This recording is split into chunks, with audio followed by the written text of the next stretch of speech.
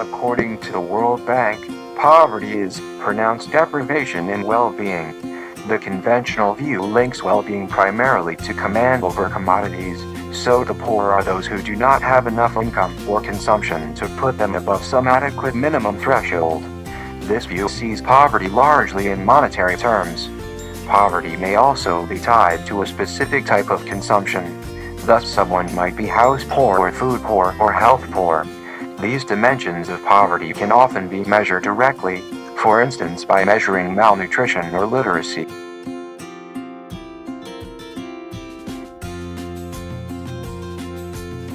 A 2005 report by the United Nations ranked Kenya as 154th out of a list of 177 countries in terms of life expectancy, literacy levels and overall gross domestic product. Just 3 years earlier, the country had ranked 134th. For comparison, Uganda was ranked at 144th, and Tanzania was 164th. This map from CIA World Factbook shows the percentage of people living below the national poverty line in 2008. In Kenya, 50 to 60% of the population is below the poverty line, while in Tanzania and Uganda, 30 to 40% of their population is below the poverty line.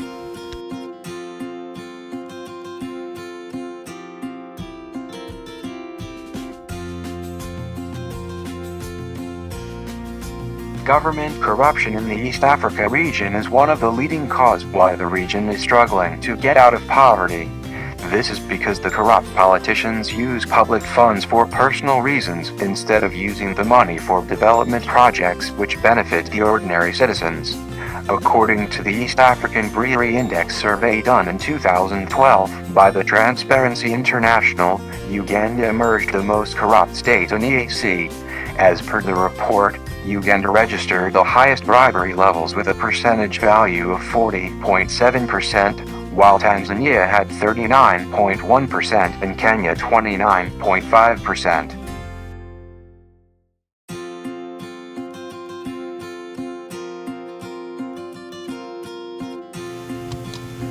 The most common economic activity in this region is agriculture, but other economic activities includes trade, industry, and human resources. Therefore, most of their exports are raw materials, which have lower value compared to processed materials. The exporting of raw materials and importing processed goods, which are more expensive, contributes to the region's poverty. Statistics from the European Union trade website shows that the East African region exported goods worth 2.4 billion euros while importing goods worth 3.9 billion euros from the European Union in 2016.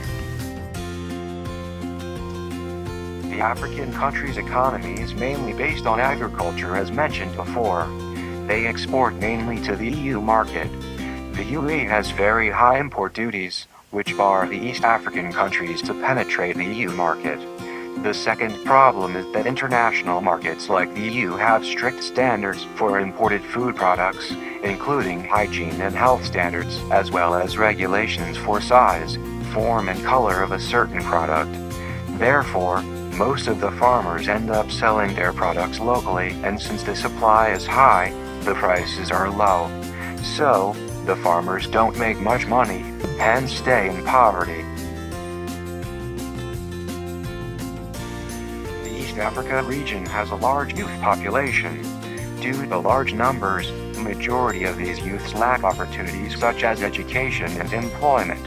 According to the World Bank report in 2016, nearly 1 in every 5 Kenyan youths of working age has no job compared to Uganda and Tanzania where about 1 in every 20 young people is jobless, underlining the harsh economic reality that Kenyan youths are facing. Unemployment among Kenya's youth is now estimated to stand at 17.3% compared to 6% for both Uganda and Tanzania.